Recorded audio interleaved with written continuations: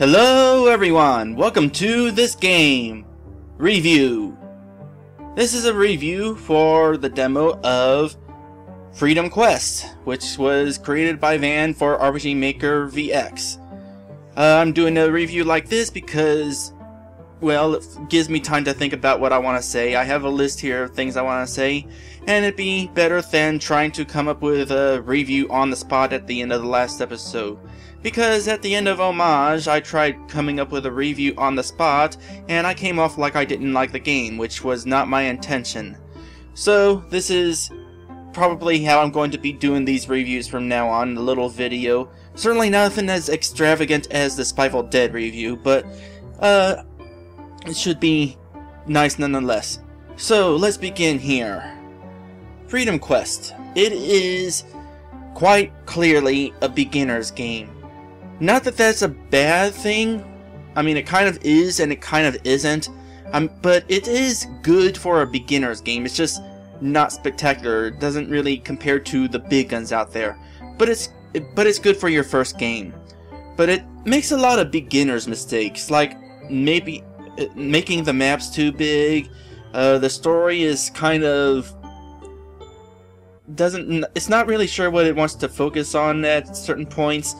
Plus, there's that scene where the crying came out of nowhere, so it was kind of, yeah. But anyway, let's get started here with some of the stuff that I want to talk about. First off, let's start with the battle that we just did. The battle with the silver-haired guy, the last battle of the demo. Obviously, I was supposed to lose that. I don't know if I was supposed to whittle his down his HP first. Probably not. But here's the thing. During that fight, I wound up using my one and only item, the revival item. Anybody else out there who would play that fight, if they had a bigger inventory, they would probably use every single one of their items during that fight, trying to survive. And you know what? If they found out that they used all their items only to have to lose, they would not be too happy about that. So you need to make it clear in some way that you're supposed to lose that fight. I have a few suggestions here. The first is play some song during play the song that was playing right before the battle. Instead of playing a battle song, just keep playing the song that was playing during the battle. That will make it more of a part of the scene rather than an actual battle that you're supposed to try to win. Another option would be to make the attacks more devastating. Make them hit so hard that it's fairly clear that you're probably not supposed to win. Or, another option is, and this is probably the best one, is make it so that you are supposed to try to win, and you go through the fight, and whenever he gets down to whatever amount of HP, that's where he switches gears and starts pulling out his most devastating attacks that would pretty much one-shot kill everybody. That way, that's probably the best option because it'll allow people to try to win the fight like they would expect to, and then at the same time you would still have your end of battle death that the player was supposed to not win. Kind of like the battle with Beatrix in Final Fantasy IX. At the end of the fight, she uses this ultimate attack that pretty much knocks everybody out, but if you die before she uses that attack, it counts as an actual game over. So you're supposed to win, only at the end of the battle is when the tides turn. So do something like that. Probably the best option. Next, get rid of Tetris. Like, seriously, you need to come up with your own game. Tetris is... no, just don't use Tetris. Voice acting. The voice acting definitely needs improvement. It needs to be improved in more ways than one. For one, there's the quality of the audio. You need better microphones or better recording software. I don't know. It was low quality. Like I said in another episode, it sounded like you were speaking through a telephone. And there's also the quality of the acting, which is a lot of games, homebrew games, aren't going to have great acting, but here's some advice anyway. What you're doing, or what you seem to be doing, is you're simply reading the lines. That's not good because it doesn't convey any of the emotions or anything. And don't just read the lines, you need to try to experience them. Put yourself in the position of the character during that situation, during that conversation. You sort of had that going with the crying scene.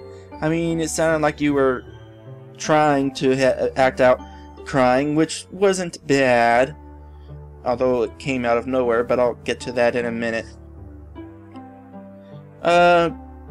However, one thing I should say right now, do not record any more lines until the dialogue is finished, because it's quite clear that some lines of dialogue, like "you meanie," are going to wind up changed, so you probably want to save recording your dialogue until when you're about finished with the game. That way you won't have to re-record certain lines. Next thing I want to say, get rid of the Final Fantasy VI references. People generally don't like it whenever people get references. Well, basically people are thinking you're going to be stealing ideas from Final Fantasy VI. Especially with like the opening and stuff, but I know you're going to get rid of that. But even the parts where you introduce a character and it goes to that black screen where it talks about who the character is. The only commercial game that has ever done that, to my knowledge, is Final Fantasy VI. It's not a big deal if you do that too, but people who have played Final Fantasy VI are going to know about those character introductions. So, gotta be careful with that.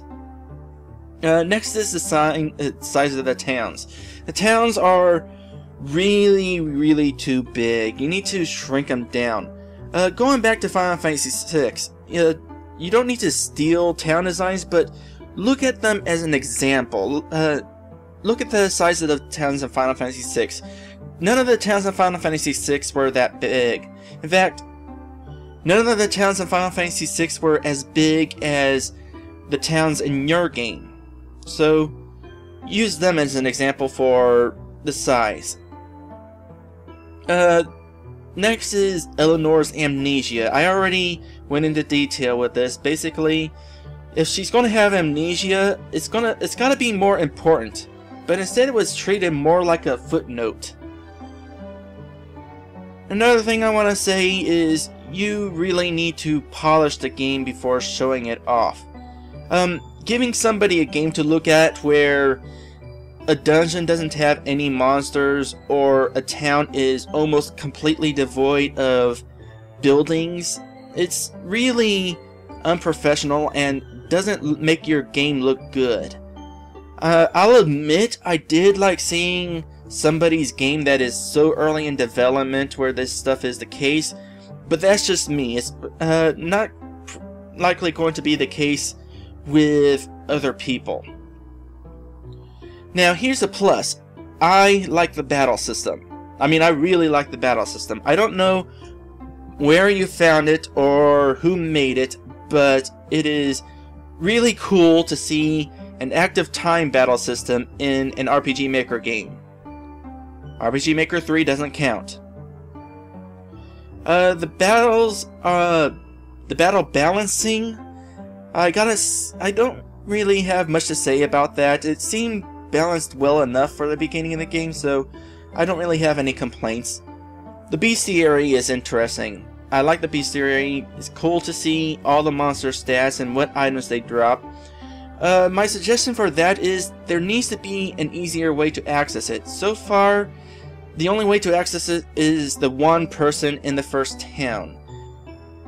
What you perhaps need to do is have a person in each town who gives you the bestiary, or if you could find a way, put the bestiary in an item that you can use wherever. Next comes the story. I didn't play far enough into the story in order to really judge it properly, so I can't really, well, judge it properly. I am curious what the blue gem is for, and, well, that's pretty much it. I don't know much about the silver-haired guy, I guess. But, as I mentioned earlier, certain portions seem a bit disjointed. I mean, you've got it at the beginning of the game, where you're supposed to go find this artifact, and you find your friend down there who is all, hey, let's change our names so that if we fail, we can hide our identities. And then you go back to the castle and nobody even cares about the artifact anymore? I mean, what was the point? Plus, there's a scene where Aldrin starts crying. That just came absolutely out of nowhere. And it doesn't work for him because he was recently promoted to Captain of the Royal Guards. If I were the king, I wouldn't have promoted somebody like that who is so much of a crybaby and has so little self-confidence in himself. Anyway, that's all I have to say about this game. Even though it's not a great game, I would definitely say you should keep working on it. At the very least, it would be good experience. You'd have a game under your belt, and the experience would do you good, and you'd be able to take that experience to your next game and make that game even better than this one. But that doesn't mean you should just rush through this game. You should still put some effort into this game, learn what works and what doesn't, and then you'll know what to do next time when you make another game.